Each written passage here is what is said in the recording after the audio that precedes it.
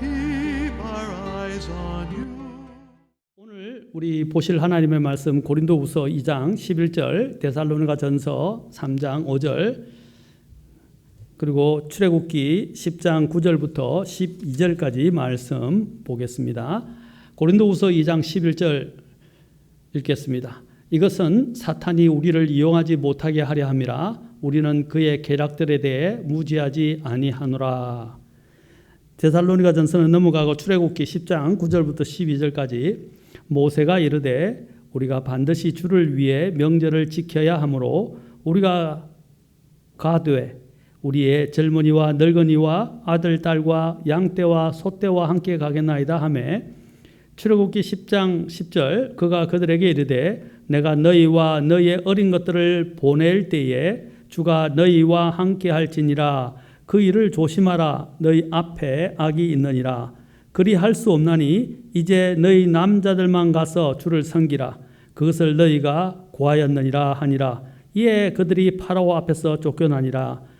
기도하겠습니다. 하나님, 오늘 이 시간 모든 것들을 주장하시고 인도하시고 우리에게 이 말씀을 깨닫게 하옵소서. 주님의 능력으로 부족한 저를 다스려 주시고 또 말씀을 담대하게 선포하게 하시며 이 말씀이 우리의 마음들을 하나님께로 바르게 이끌어 갈 수 있도록, 또 사탄의 계략들을 간파할 수 있도록, 또 통찰할 수 있도록, 분별할 수 있도록, 또 이길 수 있도록 도와주옵소서. 이 모든 것을 주께 의탁하며 우리 주 예수님의 귀하신 존함을 받들어 기도합나이다. 아멘. 자, 지금 제가 사탄이 우리의 경배를 방해하려는 그 계략들에 대해서 지금 살펴보고 있는데, 특히 지금까지 쭉 시리즈로 하면서 지금까지 또 출애굽기를 통해서 이 파라오가 어떻게 모세에게 말하면서 이스라엘 백성들을 가지 않게 하려고 온갖 수단과 방법을 가리지 않는지에 대해서 살펴보았습니다. 먼저 사탄이 출애굽기 지난번에 살펴보았듯이 8장 9절과 10절에 내일 가서 경배하라 라고 말했습니다. 내일이라고 말하고 있다는 것입니다. 그래서 자꾸 미루게 만든다는 것이죠. 자, 그 다음에 두 번째로 또 사탄이 우리에게 쓰는 하나의 또한 전략들 중에 하나는, 그 계략들 중에서 그 전략 중에 하나는 바로 이 땅에서라는 것입니다. 이 땅에서. 그래서 출애굽기 8장 25절에서 말하기를 이 땅에서 경배하라 라고 말하면서 타협을 한다는 것입니다. 바로 이 타협과 비분리주의를 지금 앞세워서 우리를 유혹하고 또 하나님께 우리가 합당하게 경배하지 못하도록 만든다는 것입니다. 그 다음에 더 나아가서 8장 25절에서 이 비분리주의와 관련해서, 타협과 비분리주의와 관련해서 하나 더 나아가서 그는 또 어떻게 말하고 있습니까? 너무 멀리는 가지 말라라고 또한 이야기한다는 것입니다. 너무 멀리 가지 말라라는 것입니다. 자, 사탄은 뭐라고 말합니까? 예배는 드리지만 삶은 바꾸지 말라라고 말하고 있다는 것입니다. 사탄은 항상 우리에게 이 세상과 함께 결탁해서 살아가고 이 세상에 동화 흡수되어서 적당하게 같이 친구가 되어서 살아가라고 우리에게 말하고 있습니다. 이러한 대표적인 세상을 사랑하여 결국에는 하나님과 믿음을 떠나버린 대표적인 사람들이 있죠.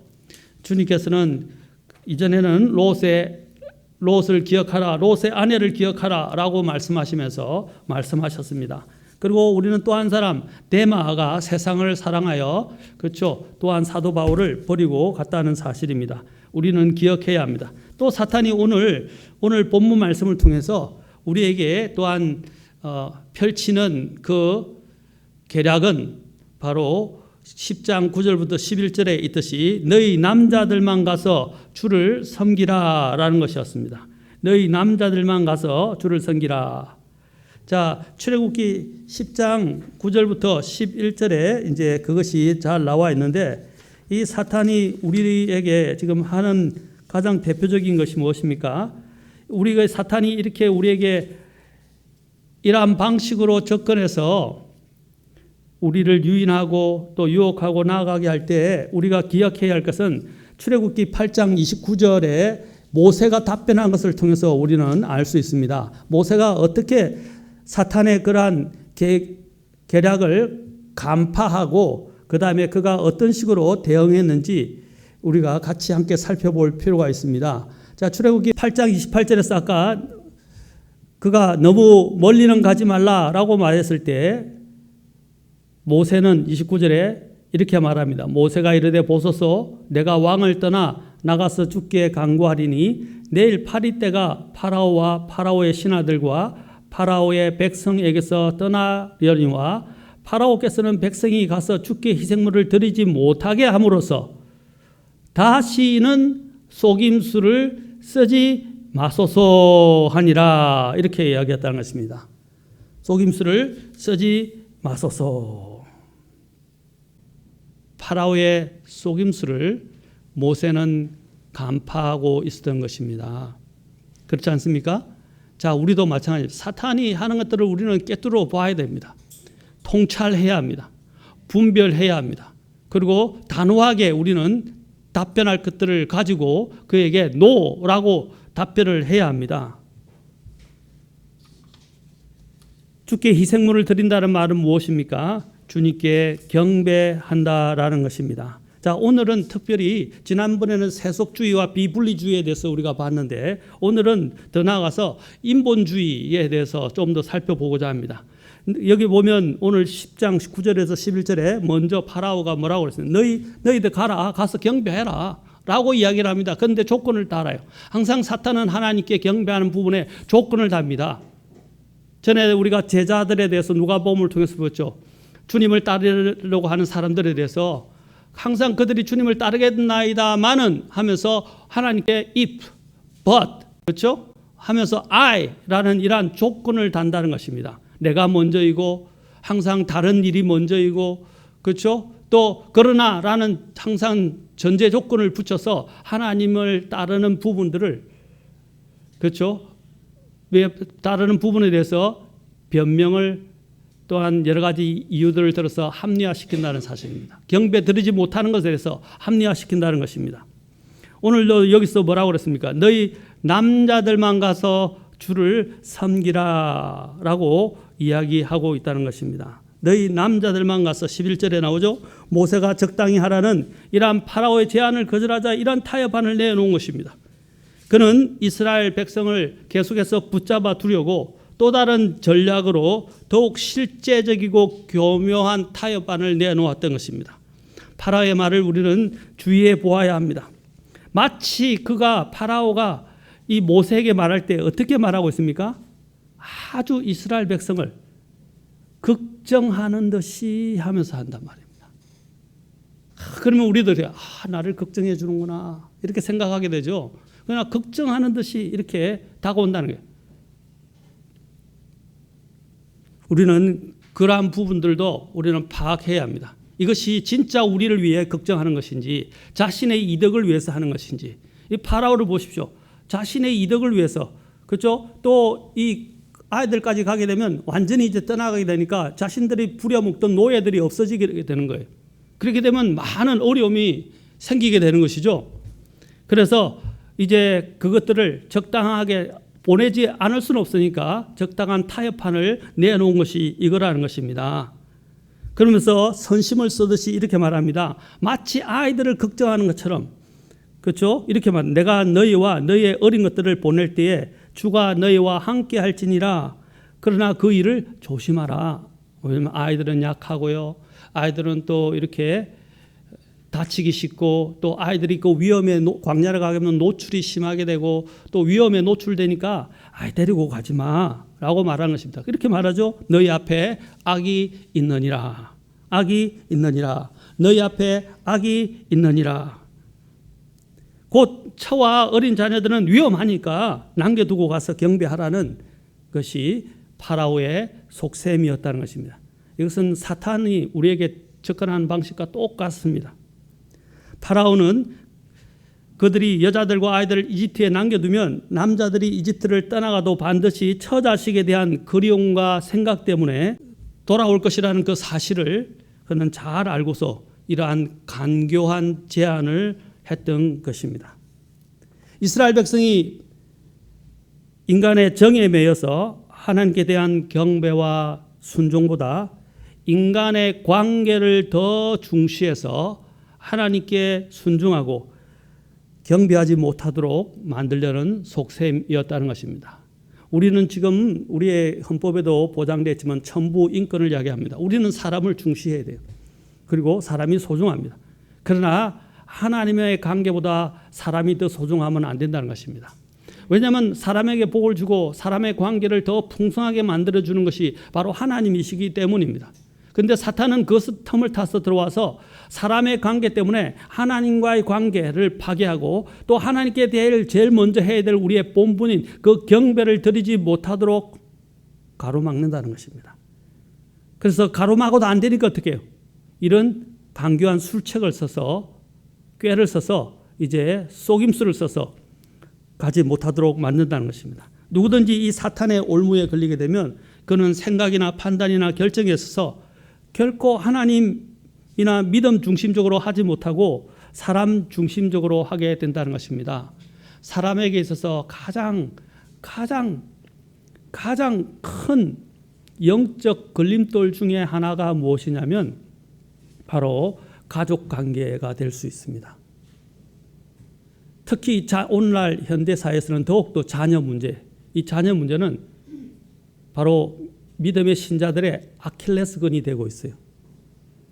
그것은 성역과 같아서 아무도 건들지 못하게 한다는 것입니다. 특히 엄마인 부분들에게서는 자녀가 너무 큰 성역이기 때문에 아무도 누구도 건들지 못하게 하고 설교자도 건들지 못하고 심지어는 하나님도 건들지 못하게 한다는 것이에요. 이것은 굉장히 무서운 일들이 지금 일어나고 있습니다. 그래서 아이들이 우상이 되고 있어요. 아이들이 가정의 첫 번째가 되고 있어요. 그래서 모든 것들이 아이들 중심으로 가정의 모든 대수사들이 이제 움직이기 시작한다는 것입니다. 이것은 하나님의 원리와 질서를 깨뜨리는 것이고 위험한 것입니다. 오늘날 가정이 왜 무너진지 아십니까? 아이가 아이를 제일 주의로 삼기 때문입니다. 믿음 생활에서 특히 부르심의 문제에서 신자가 하나님의 관계보다 사람의 관계와 정을 더 우선시하게 되면 어느 순간에 그것이 그 사람의 발목을 잡아서 이집트를 떠나지 못하게 하여 계속 그 자신이나 그의 마음이 이집트에 머물러 있게 됩니다. 혹시 잠시 이집트는 세상을 의미하죠. 세상에서 떠났다 해도 다시 이집트로 돌아가게끔 만든다는 것입니다. 다시 세상으로 돌아가게끔 한다는 거예요. 그래야 결국에는 하나님이 주시는 풍성한 은혜를 경험하지 못하고 하나님이 주시고자 하는 약속을 받지 못하게 만든다는 것입니다. 그리고 하나님이 예비하신 복과 상속을 누리지 못하게 한다는 것입니다. 하나님보다 내 가족이나 사람들을 더 사랑하거나 앞세워서는 안 됩니다. 그것도 우상 숭배예요. 우리는 가족과 함께 주님을 섬기는 자리에, 경배하는 자리에 나가야 합니다. 그것이 진정 내 가정, 내 가족들을 사랑하는 것입니다. 아까 첫째는 바로 이집트에 남겨두면, 그렇죠? 그들의 그리움 때문에 돌아올 것을 알기 때문에 파라오가 제안을 했지만, 두 번째로 파라오가 제안은 그들이 하나님을 믿고 하나님께 경배하는 것은 좋지만 그들의 특히 자녀들은 놔두라는 것입니다. 그리움으로 돌아오게 만들지만 이제는 자녀들을 두고 가라는 것입니다. 이것은 2세, 후세대와 관련된 아주 중요한 부분입니다. 바로 아킬레스건과 같은 것입니다. 이스라엘 백성들이 가나안 땅에 들어가게 돼서 실패하게 된 이유가 무엇입니까? 그들이 패망하게 되는 것이 무엇입니까? 사사기를 통해서 잘 알 수 있습니다. 사사기에는 무엇이 나옵니까? 사람들이 각자 자기가 옳은 대로 행하고 나중에 주님을 모르던 출애굽을 하나님께서 하면서, 그렇죠? 돌무덤을 쌓게 하셨죠. 그렇죠? 돌탑을 쌓게 하셨죠. 기념탑을 쌓게 하셨어요. 그리고 하나님께서 여러 가지 기념비적인 일들을 넘겨주게 하셨어요. 심지어는 광야에 있었던 뭐라 했습니까? 광야에서 있었던 만나까지도 항아리에 이어서 보관하게 하시죠. 요즘 우리 묵상에 나오죠. 그렇죠? 아론의 또 쌍난 지팡이도 또 보관하게 하셨죠. 만나를 보관하게 한 이유가 무엇입니까? 간소하게만 목적이 뭐예요? 하나님의 역사와 하나님의 은혜를 잊지 말라는 것이었어요. 그런데 어떻게 했어요? 그들이 복락의 땅인 가나안 땅에 들어가고 난 뒤부터는 그 후세대들이 하나님을 잊어버렸어요. 하나님을 잊어버리는 세대가 일어나기 시작하면서부터 어떻게 됐습니까?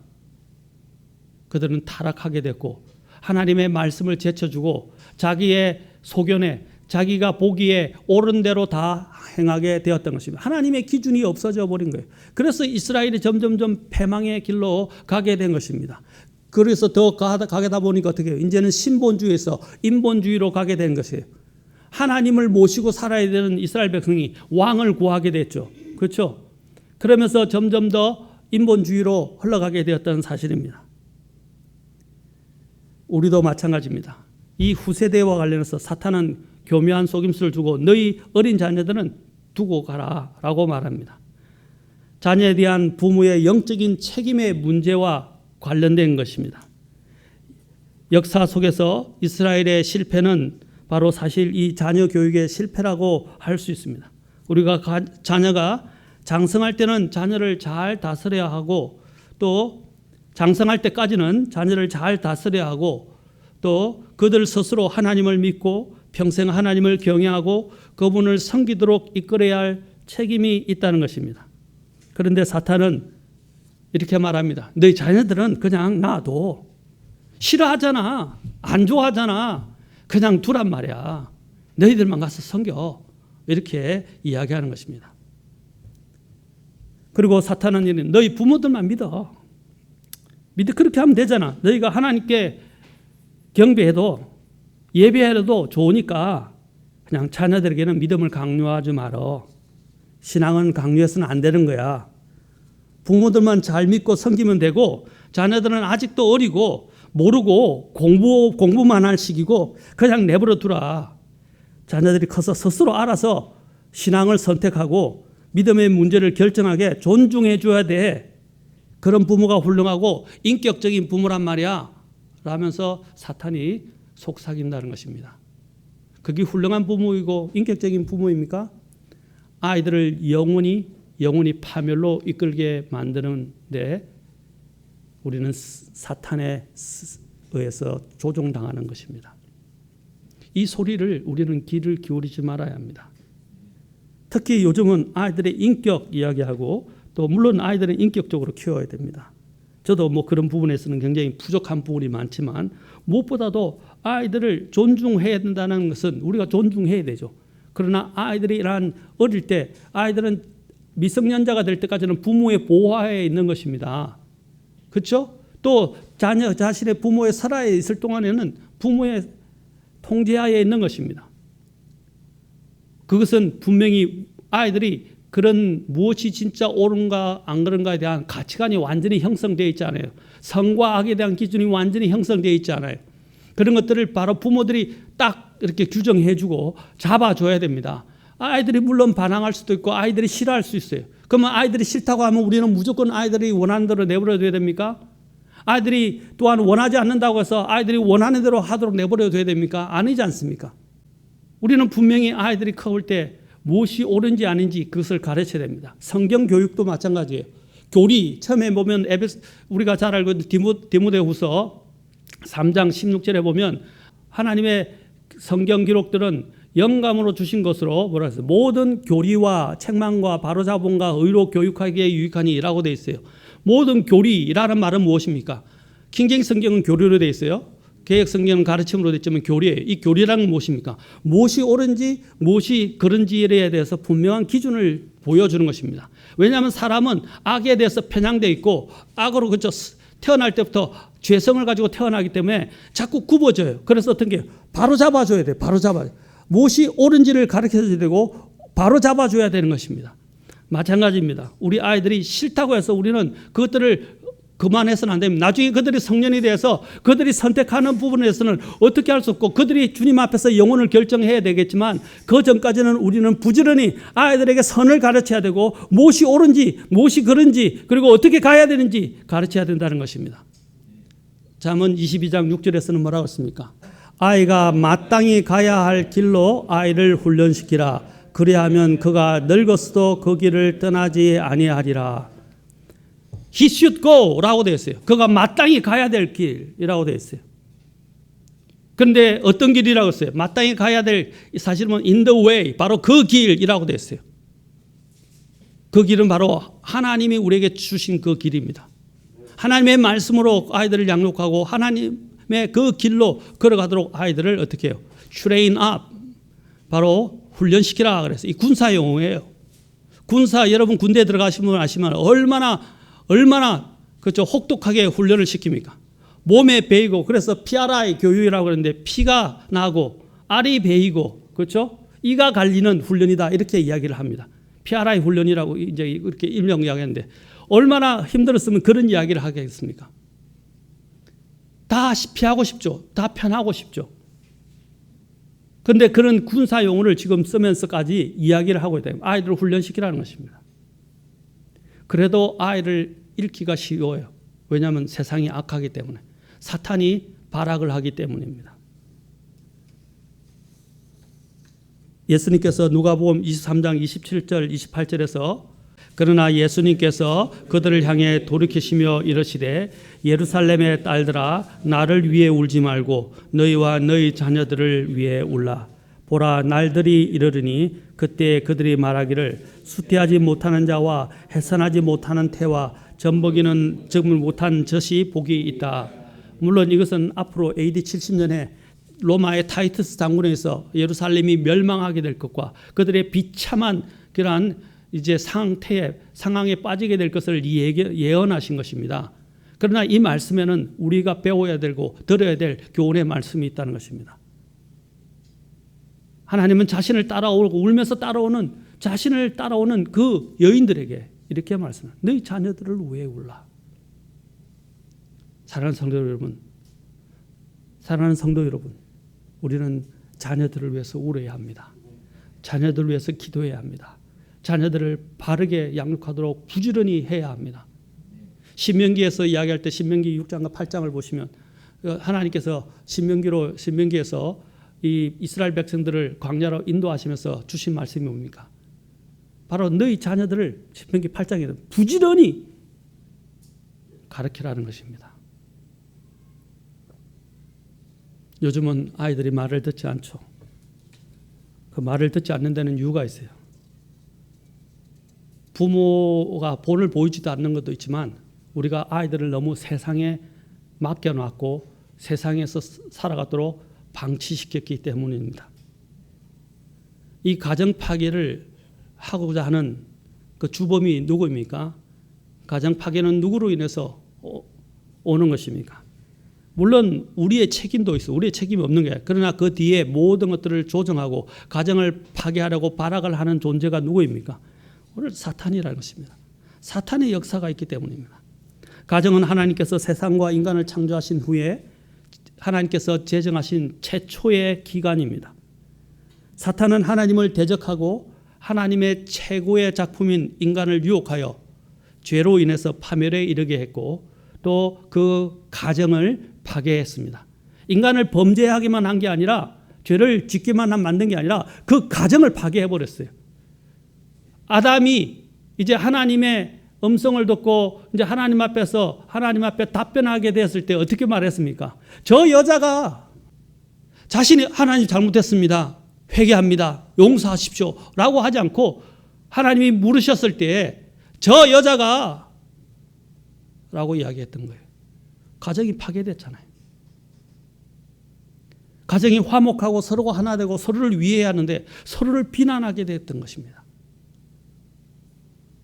거기서 사탄이 저지른, 왜? 하나님의 최고의 걸작품이고 하나님의 가장 최초에 만든 가장 아름다운 기관이 가정이기 때문입니다. 사탄은 가정을 파괴하고 교회를 분열시키고 성도들이 천국에 들어가지 못하게 막는 것이 바로 이 사탄의 목적입니다. 사탄이 최초로 파괴한 것이 바로 아담과 이브의 가정이었다는 것입니다. 거룩하고 아름다운 질서와 조화로 충만했던 그 아담의 가정은 사탄의 이러한 계략에 의해서 그들은 죄에 빠지게 되었고 그 죄로 인해서 모든 질서와 조화가 다 깨어지게 된 것입니다. 사탄의 이러한 전략은 온갖 계략을 써서 하나님께서 제정하신 가정 제도를 파괴하는 것입니다. 사탄은 가정을 공격한 이래로 계속해서 우리의 가정들을 공격하고 있다는 것입니다. 보십시오. 노아의 시대, 롯의 시대, 아브라함의 시대를 가보십시오. 항상 그 가정 안에 불화가 일어나게 만들어서 그것을 깨지게 만드는 거예요. 하나님은 가정들을 일으켜서, 그렇죠? 교회, 사회, 국가를 제대로 일으키게 하기를 원하십니다.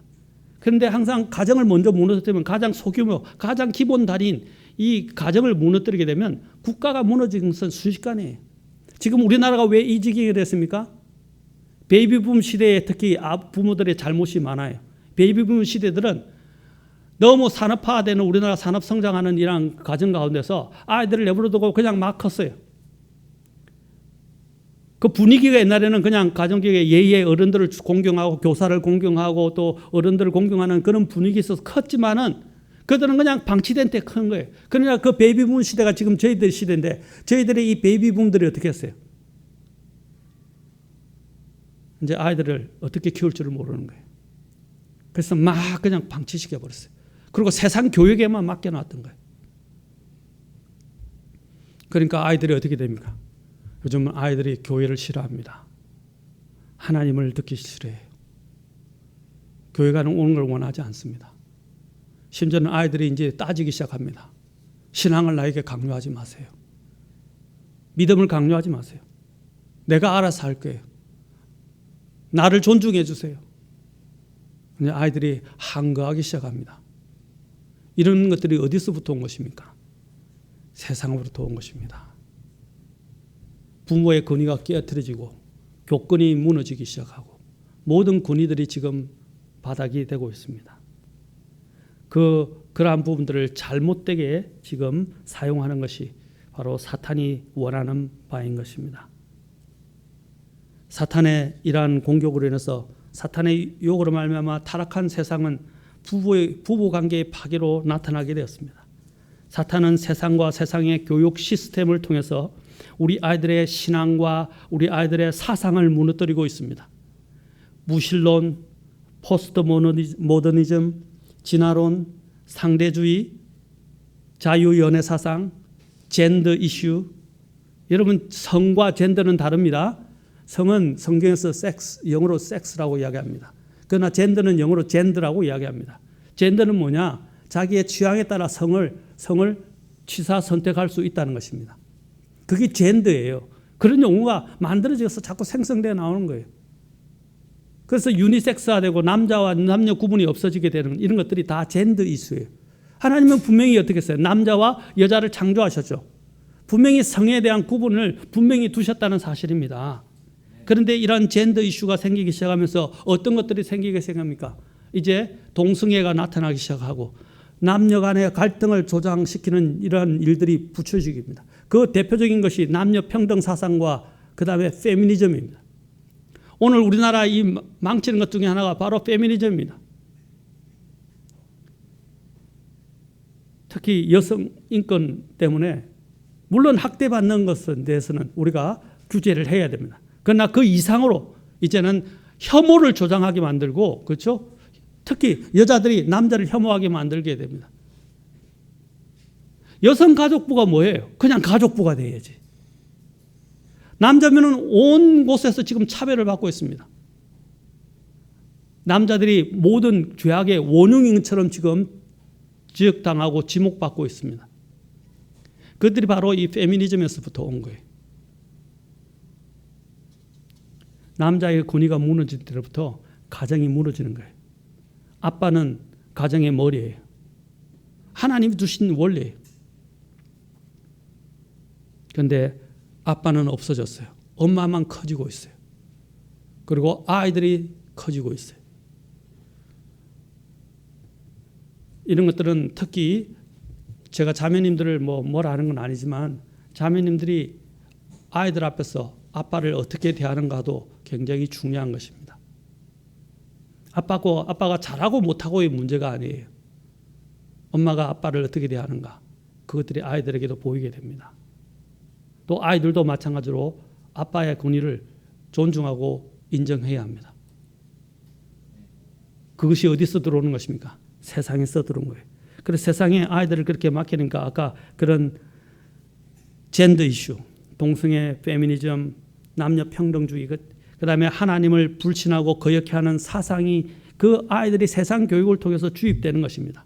그래서 하나님께서 정하신 원리가 무너지게 되고 그것이 우리 아이들에게 지금 아이들에게 들어가서 아이들을 잠식하고 있습니다.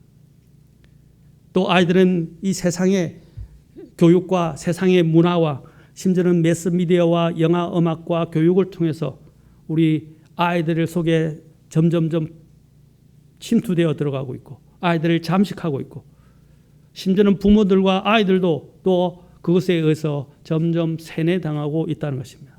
그래서 우리의 가정들은 계속 파괴당하고 있어요. 사탄은 어떻게 해서라도 가정을 파괴하여 하나님의 뜻을 어긋나게 만들기를 원하십니다. 사람들의 영혼을 파괴하며 가정을 파괴합니다. 사탄은 가정과 사회와 국가를 혼란에 빠뜨리며 파괴합니다. 사탄은 가정을 파괴하기 때문에 하나님의 일을 도전하며 또한 방해하고 있습니다. 사탄은 사회와 국가를 무너뜨리기 전에 가정을 먼저 공격합니다. 그리고 가정을 황폐화시킵니다. 그리고 가정의 행복을 깨뜨림으로 이제 불화를 통해서 점점 그것들이 사회 전체에 확산되게 만듭니다. 부부간의 이혼을 재촉하고 온갖 유혹으로 청소년들에게 가출을 충동시키고 이성간의 욕정으로 불타게 만듭니다. 그리고 세상 음악이나 세상의 문화들에 완전히 흠뻑 젖게 만듭니다. 그리고 세상의 아이돌을 쫓아가게 만듭니다. 사탄은 부모와 자녀 사이를 이렇게 갈라놓는 것입니다. 그것은 아이들을 위하는 것이 아니에요. 이것은 치열한 싸움입니다. 아이들을 위하는 것이 아니에요. 그것은 점점 더 하나님으로부터 부모로부터 아이들을 더 멀리 가는 거예요. 그래서 어떻게 해요? 아이는 놔두고 가라 이 말입니다. 아이들은 놔두고 가라. 사탄은 부모와 될 수만 있으면 부모와 자녀 간의 관계를 이간시키고 형제 간의 사이를 갈라놓게 만듭니다. 사탄은 부모가 서로 미워하고 용서하지 못하게 만들고 부모와 자식 간에 서로 불화를 조장시키고 서로 미워하고 원망하고 용서하지 못하게 만듭니다. 그래서 가정을 파괴하는 거예요. 요즘 가정 안에 미움들이 얼마나 싹트고 있습니까? 용서하지 못하는 일들이 얼마나 많이 일어나고 있습니까? 사탄은 가정을 파괴함으로써 우리 자녀들의 마음속에 그렇죠? 이제 상처를 주고 일평생 부정적인 행동을 하게 만들고 결혼에 대해서 부정적인 생각을 하게 만듭니다. 여러분 돈 때문에만 결혼 안 하는 것입니까? 우리 자녀들이 자유로운 연애 사상이 들어왔기 때문에도 있지만 또 돈 때문에도 있을 수 있지만 결혼을 해가지고는 결코 행복해 보이지가 않는 거예요. 그러니까 결혼을 하고 싶지가 않은 거예요. 그들이 왜 그런 생각을 가지게 되었을까요? 부모가 좋은 본을 보이지 못했기 때문에. 하나님 중심적인 가정이 되지 못해 심지어는 크리스찬의 가정들 속에서도 그런 일들이 나타나고 있다는 것입니다. 사탄은 가정을 깨뜨리기 위해서 수단과 방법을 가리지 않습니다. 우리는 어떻게 우리 가정을 지키고 우리 아이들을 지킬 것인가 깊이 고민하고 정말 울면서 기도해야 됩니다. 주님께서 아까 하신 말씀은 너희 자녀들을 나를 위하여 울지 말고 너희 자녀들을 위해서 울으라고 주님이 말씀하셨어요. 유명한 그 가정 사역에 굉장히 저명하신 박사님이 계신데 리차드 퓨게이트가 있습니다. 이 리차드 퓨게이트에 제가 번역을 한 3분의 2 정도 해놨는데 이 책이 다 완성이 돼서 출간이 되면 좋겠어요. 제가 거기서 출판 허락권도 번역과 출판 허락권까지 받아놨는데 지금 완성을 못하고 있어요. 책이 좀 두껍습니다. 제가 이제 학교에서 공부할 때 배웠던 과목인데 이 책 제목이 What the Scripture Says About the Child Training. 그래서 아이들 자녀 양육에 대해서 What the Bible Says. 성경이 뭐라고 말씀하시느냐라는 제목입니다. 거기에 이런 내용이 나옵니다. 비행자녀로 키우는 12가지 법칙 이렇게 되어 있습니다. 첫째, 유아기부터 아이가 원하는 것은 뭐든지 주기 시작하라. 이런 식으로 하면 아이는 자라서 세상이 자신의 생계를 책임져야 한다고 믿으면서 자랄 것이다. 두 번째, 아이가 나쁜 말들을 주워 배울 때 그를 보고 웃어주라. 그러면 이것은 아이가 자신이 영리하다고 생각하도록 만들어줄 것이며 나중에는 소위 더 영리한, 이게 일종의 반어법적 표현입니다. 더 영리한 어구들을 주어 배워서는 당신이 경악을 금치 못하도록 만들 것이다. 세 번째, 절대로 어떤 영적인 훈련도 아이에게 시키지 말라. 아까 시키라 그랬죠? 근데 여기는 시키지 말라. 그가 21살이 될 때까지 기다려라. 그런 후 스스로의 힘으로 결정하게 해보라. 네 번째, 잘못해서라는 단어 사용을 피하라. 그러면 그 말은 죄책감 콤플렉스를 발전시킬 것이다.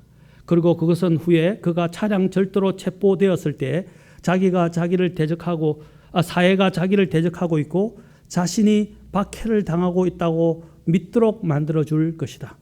다섯 번째, 아이가 이리저리 어질러 놓은 모든 것, 책이나 신발이나 옷가지 등을 부모인 당신이 다 정리하라. 그리고 그를 대신에 모든 것을 해주라. 그러면 그는 모든 책임을 다른 사람에게 떠넘기는 것을 배우게 될 것이다. 자기가 저질러놓고 내 거 아니야, 내 책임 아니야, 이렇게 이야기한다는 거죠. 여섯 번째, 아기가 손에 대는 인쇄물들은 모조리 다 읽도록 두라. 그리고 은그릇이나 음료수 잔을 안전하게 조치하도록 유의시키면서도 아이의 마음은 쓰레기들을 즐기도록 하라. 제가 말한 게 아닙니다. 여기서 있는 겁니다. 일곱 번째, 자녀들이 보는 앞에서 자주 말다툼을 하라.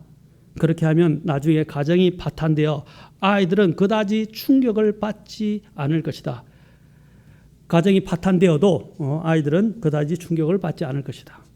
여덟 번째, 아이가 사용하고자 원하는 대로 돈을 주라. 결코 스스로 돈을 벌게 하지 말라. 그러면 당신이 힘들게 세상살이한 것을 그가 왜 하려고 하겠는가? 아홉 번째, 아이가 먹고 마시고 위안을 받으려고 구하는 그의 모든 욕구를 충족시켜 주라. 그의 모든 감각적인 욕구가 충족되어지는 것을 보라. 그러면 거절당할 경우 해로울 정도의 욕구 불만에 이르게 될 것이다. 이게 쉽게 이야기하면 요즘 애들 어떻게 해요? 안 하면 땡깡 부리죠. 더러 누가 와 그래 부모를 민망하게 만들고 당황하게 만들고 어떻게 할 줄을 모르게 만들어요. 마찬가지로 그런 식으로 해로울 정도의 욕구 불만이 일어나면 마음에 막 자기 원하는 대로 안 됐다고 하는 걸 이야기하는 거예요.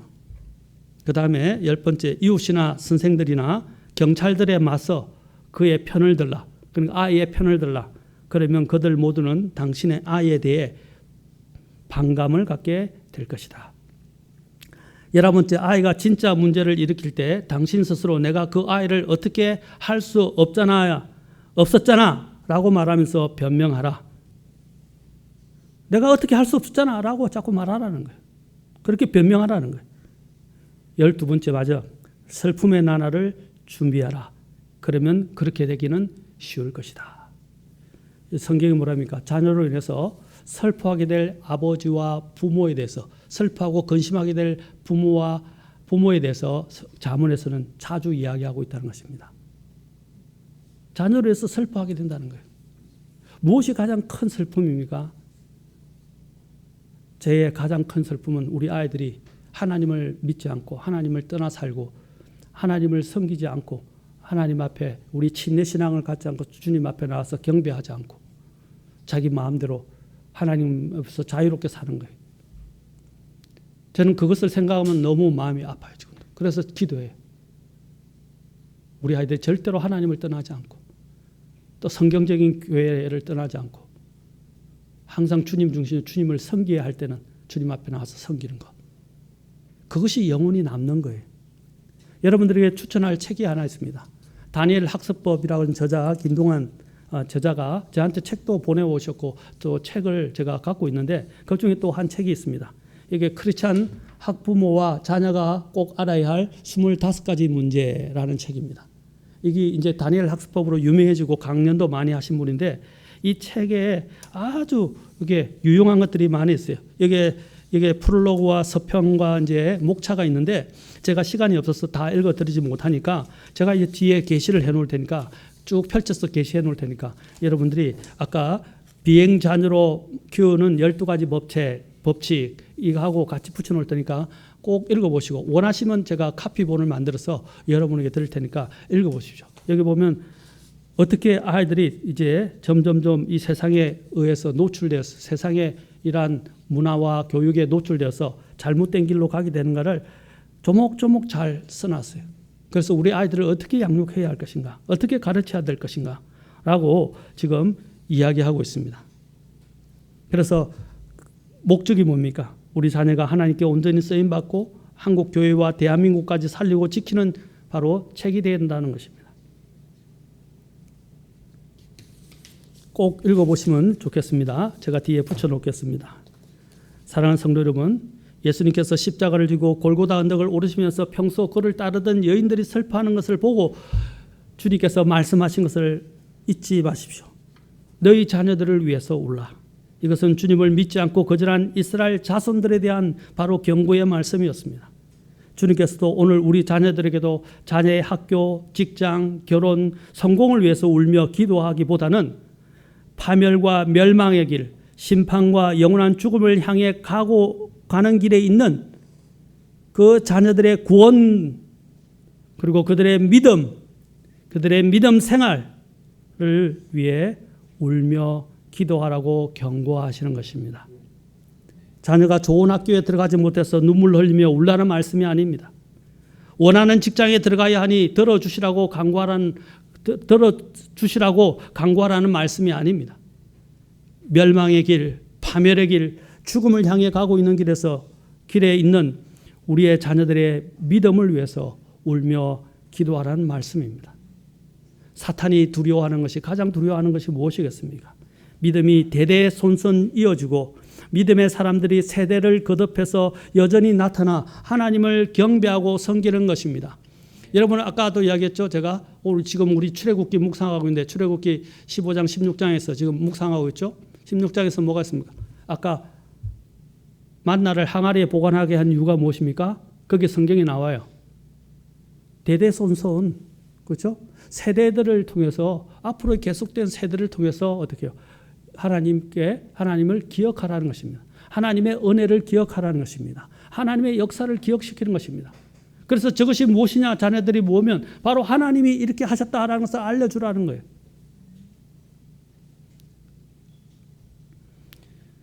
다음 세대를 키우지 못하고 세우지 못하는 가정, 교회는 무너지고 사라지게 될 것입니다. 우리는 우리의 자녀들이 하나님을 만나고 하나님께 경배드리고 하나님을 섬기는 일을 하지 못하게 하려고 하는 사탄과 사탄의 속임수로부터 지켜내야 합니다. 아까 모세가 그 사탄의 관계를 꿰뚫어 본 것처럼 간파한 것처럼 우리도 그것을 간파해야 돼요. 우리 가정 속에서. 다음 세대를 키우지 못하는 가정은 실패한 가정입니다. 그러한 교회는 사라지게 될 것입니다. 초대교회의 터전이 여전히 믿음으로 가득하지 못하고 돌무더기만이 남은 건 바로 믿음의 세대를 키우고 이를 위해 노력하지 않았기 때문입니다. 그들이 이집트의 사상과 학문과 철학과 문화와 그 체계에 머물지 않고 하나님의 왕국을 준비하고 그곳에서 하나님의 칭찬과 상을 얻기 위해 달리도록 가르치고 훈련시켜야 합니다. 자녀들에게 하나님을 향한 믿음과 섬김보다 더 중요한 것은 없습니다. 우리는 우리의 자녀들이 하나님을 만나고 예배하지 못하게 하는 파라오인 사탄으로부터 이집트인 세상으로부터 지켜야 합니다. 그들이 파라오 수하에 머물러 있지 않고 이집트로 계속 빠져 그곳에 머물러 있지 않도록 그들을 주님의 교회 안에 계속 머물고 하나님의 왕국과 복음과 사역과 하늘 상급을 향해 계속 달려갈 수 있도록 자녀들을 끌어주고 밀어줘야 합니다. 여러분의 자녀들에게 하나님을 향한 믿음보다 더 중요한 것은 없습니다. 사탄은 지금도 너희들만 열심히 믿으라 라고 유혹하고 말합니다. 속지 마십시오. 우리는 우리의 자녀들이 하나님의 사람으로 서는 일을 위해 기도하고 최선의 노력을 다해야 합니다. 자녀 교회의 첫 번째 원칙은 바로 주님의 훈계로 자녀들을 양육하라는 것입니다. 주님의 훈계로 아까 잠언 22장 6절을 보셨죠? 주님의 훈계로 양육해야 합니다. 두 번째 성경에서는 뭐라고 말하면 어릴 때부터 자녀들을 그가 가야 할 길로 가르치라는 겁니다. 어릴 적부터 잠언 13장 24절에서 뭐라고 말하고 있습니까? 해초리를 아끼는 자는 자기 아들을 미워하거니와 그를 사랑하는 자는 어릴 때에 그를 징계하느니라 라고 했어요. 어릴 적부터 주님께서 이스라엘 백성을 탓하시면서 하나님께서 책망하시면서 뭐라 하면 그들이 불순종하는 것이 어릴 때부터 습관이다 그랬어요. 어릴 때부터 나쁜 습관이 들은 거예요. 그래서 뭐라고 그랬습니까? 어릴 적부터 그를 징계하라 하는 것입니다. 징계한다는 것은 꼭 매를 때리다는 게 아니에요. 옳고 그런 것을 가르쳐주고 훈계하고 바른 길로 인도하는 것을 말하는 것입니다. 세 번째는 본으로 가르쳐야 합니다. 빌립보서 3장 17절 이제 이것만 하고 마치겠습니다. 빌립보서 3장 17절 우리 데살로니가후서 3장 9절 이렇게 보십시다. 사도 바울이 뭐라고 해요? 우리는 이렇게 많은 사람들이 이야기해요. 에이 우리가 왜 목사님을 따라? 왜 우리가 앞에 있는 사람을 따라? 우리는 사람을 따르지 않고 하나님만 따라야. 우리는 그리스도만 따르면 돼. 이렇게 주장하는 사람들이 있어요. 그 사람은 하나만 알고 둘은 모르는 거예요. 그들은 반쪽짜리 진리를 알고 있는 거예요. 성경은 그렇게 말하지 않습니다. 우리가 예수님을 따라야 됩니다. 결국에는 주님을 따라야 됩니다. 맞습니까? 그런데 주님을 결국에는 따라야 되지만 사도 바울이 뭘 했는지 보십시오. 사도 바울의 목표는 모든 사람이 다 그리스도를 따르는 거예요. 그러나 사도 바울은 뭐라고 그랬습니까? 빌립보서 3장 17절을 봅시다. 같이 읽겠습니다. 시작. 형제들아 너희는 함께 나를 따르는 자가 되고 또 너희가 우리를 본보기로 삼은 것 같이 그렇게 걷는 자들을 주목하라. 뭐라고 했어요? 나를 따르는 자가 되라. 왜? 사도 바울이 주님을 따랐기 때문에. 그는 자신 있게 말한 거예요. 우리 부모님들도 그렇게 자신 있게 말하면 너희가 나를 보고 좀 따르라 하는 그런 부모가 되면 좋겠어요. 물론 100% 완전해서는 아닙니다. 그런 좋은 본보기가 돼야 돼요. 여기서 본보기라고 됐잖아요. 너희가 우리를 본보기로 삼은 것 같이 우리 부모들도 그런 본보기를 보여줘야 됩니다. 데살로니가후서 3장 9절 이것은 우리에게 권한이 없어서가 아니라 데살로니가후서 3장 9절 찾으셨나요? 네. 이 마지막 다 됐습니다. 우리 사모가 맨날 다 됐다는 소리 하지 마세요. 해놓고 맨날 10분, 20분, 30분 더 하지 마세요.